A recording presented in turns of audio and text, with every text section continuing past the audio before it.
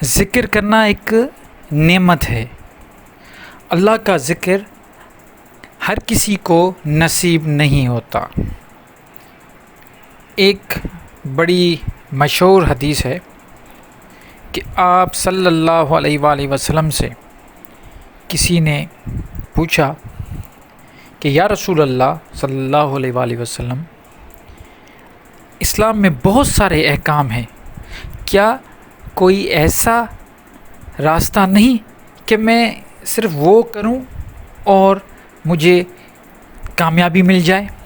تو آپ صلی اللہ علیہ وآلہ وسلم نے فرمایا کہ کثرت کے ساتھ ذکر کرو اور اپنی زبان کو اللہ کے ذکر سے ترک کرو۔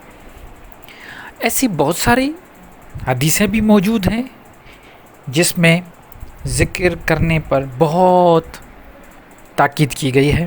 ساتھ اگر آپ قرآن شریف کو دیکھیں گے تو اس میں بھی بہت ساری آیتیں ہیں جس میں اللہ فرماتا ہے کہ ذکر کرو، کثرت کے ساتھ کرو۔ اس چیز کو دیکھتے ہوئے ہمارے صوفیاء اکرام نے ذکر کو پکڑ لیا اور ذکر کو ہی اپنے نجات کا راستہ بنایا۔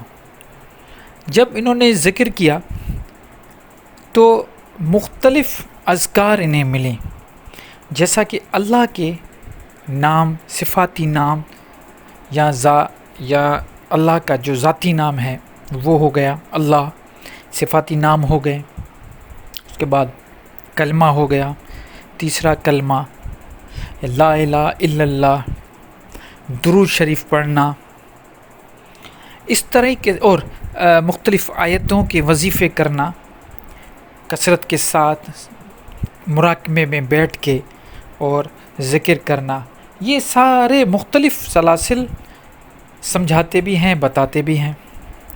اب آج جس پہ ہم بات کر رہے ہیں وہ کر رہے ہیں ذکر پہ، لیکن ذکر جلالی اور ذکر جمالی، یہ دو اذکار ہیں، ان پہ ہم بات کریں گے۔ جلالی ذکر کیا ہوتا ہے، ذکر جمالی کیا ہوتا ہے؟ جلالی ذکر کا مقصد یہ ہے کہ وہ ذکر جس میں جلال پیدا ہو، وہ جلالی ذکر ہوتے ہیں، اور جمالی ذکر وہ ہوتا ہے جو ٹھنڈا ہوتا ہے، مطلب جلالی گرم ذکر ہوتا ہے اور جمالی ذکر ٹھنڈا ذکر ہوتا ہے۔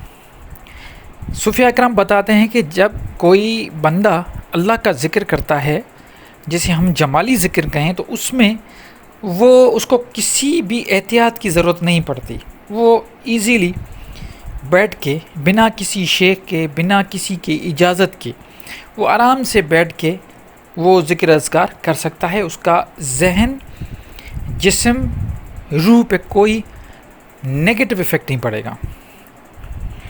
اور اس کے بالکل برعکس جب ذکر جلالی کی بات ہوتی ہے تو ہمیں یہ بتایا جاتا ہے کہ جب بھی ذکر کریں تو کسی شیخ کے اجازت سے کریں، ان سے اجازت مانگے، ان سے ذکر مانگے، کیونکہ اس کے سائیڈ ایفیکٹ جب انسان پہ پڑتے ہیں تو جب تک مرشد نہیں ہوگا، وہ بتائے گا نہیں، تو پھر وہ جسمانی، روحانی، نفسیاتی مسئلے پیدا ہوں گے۔ ایسے آپ کو بہت سارے لوگ ملے ہوں گے جنہوں نے یہ کمپلین بھی کی ہے کہ ہم فلاں ذکر کرتے ہیں اور ہماری طبیعت خراب ہوتی ہے۔ اس پہ کسی اللہ کے ولی نے بڑا اچھا دلیل دیا ہے، وہ یہ دیا ہے کہ اگر کوئی بیمار ہوتا ہے تو وہ ڈاکٹر کے پاس جاتا ہے، وہ ڈاکٹر پرسکرپشن جب لکھتا ہے تب جا کے وہ دوا کاؤنٹر سے لیتا ہے اور پھر اس پہ وہ دعا اثر بھی کرتی ہے۔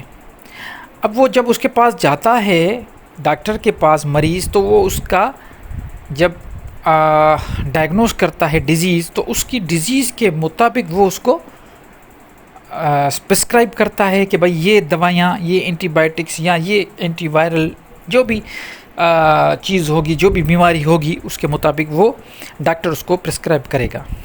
بالکل اس کے برعکس پوری دنیا میں ایک معاملہ چل رہا ہے، اوور دا کاؤنٹر میڈیسن، جسے ہم یہ کہیں کہ ہر بندہ اپنے حساب سے ڈاکٹر بنا پھرتا ہے۔ اگر اس کو تھوڑی بھی تکلیف ہوتی ہے جسم میں درد ہو گیا، سر میں درد ہو گیا، تو وہ جا کے اوور دا کاؤنٹر میڈیسن لیتا ہے، کھا لیتا ہے.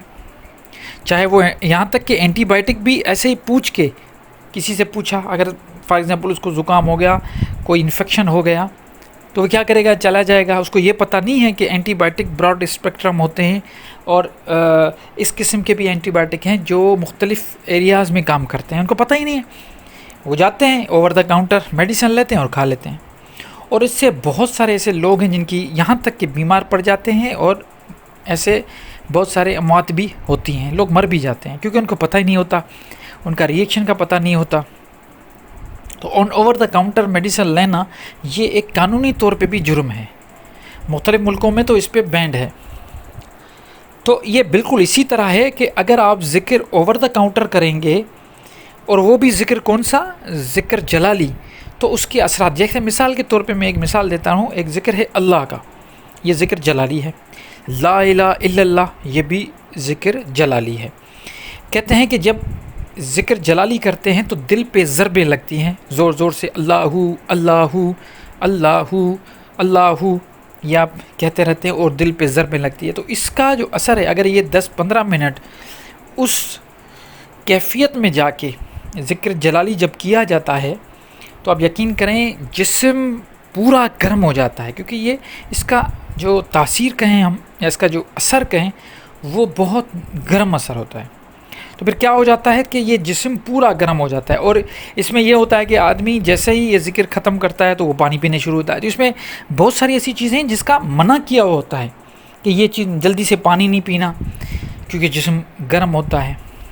پانی پینا تو جسم کو ٹیمپریچر مینٹین کرنے میں بڑی تکلیف ہوتی ہے. اس سے فالج کے اثرات بھی ہو جاتے ہیں، اس سے مختلف قسم کی بیماریاں، امیون سسٹم میں ڈسٹربنس ہو جاتی ہے. تو یہ ایسا اس لیے ہوتا ہے کہ عام لوگ ذکر جلالی جب کرتے ہیں ان کے پاس شیخ ہوتا نہیں، ان کو پتہ ہی نہیں ہوتا.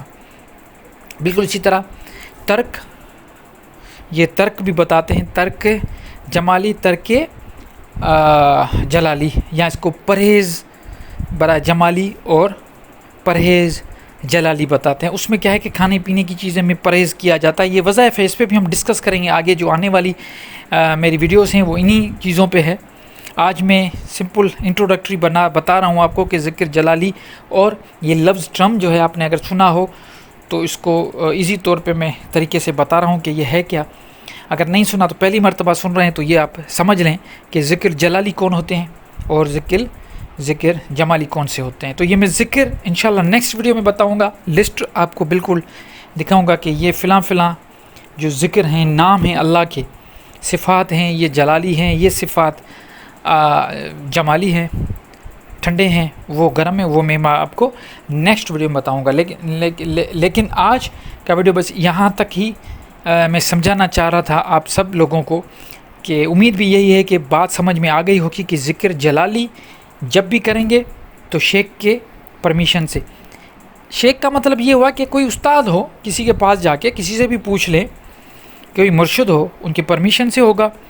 اور جمالی ذکر وہ آپ کر سکتے ہیں، ٹھنڈے ذکر ہیں، اس میں درود بھی آ جاتا ہے.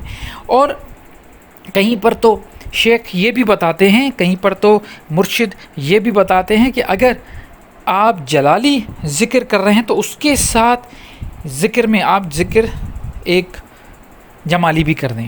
جسے فار ایگزامپل اللہ یا رحمان، اب یہ دونوں یا رحمان رحیم، یہ ذکر اس کو ہم ٹھنڈا ذکر کہتے ہیں، ذکر جمالی کہتے ہیں. اللہ یہ گرم ذکر ہے، تو اس کو ساتھ بھی کرنے کو کہتے ہیں اور آگے پیچھے درود پڑھنے کو کہتے ہیں، تاکہ یہ معاملہ جو جسم کی جو حرارت ہے وہ بھی مینٹین ہو جائے اور ان کے جو اثرات ہیں وہ بھی بیلنس ہو جائیں.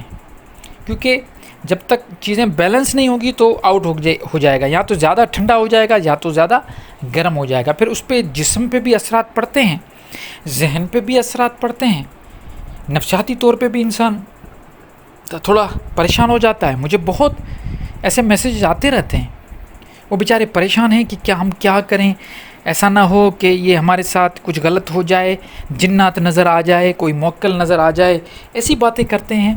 وہ ان کا قصور نہیں ہے، کیونکہ ان کو صحیح طریقے سے بتایا ہی نہیں گیا۔ تو آج کا جو موضوع ہے میں سمجھتا ہوں کلیئر ہو گیا ہوگا۔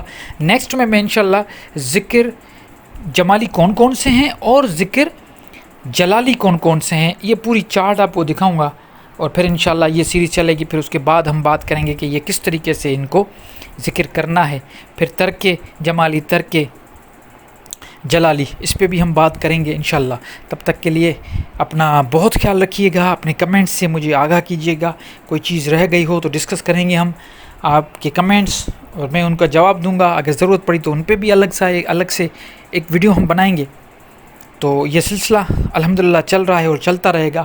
اپنا بہت خیال رکھیے گا، مجھے اپنی دعاؤں میں یاد رکھیے۔ اللہ نگہبان۔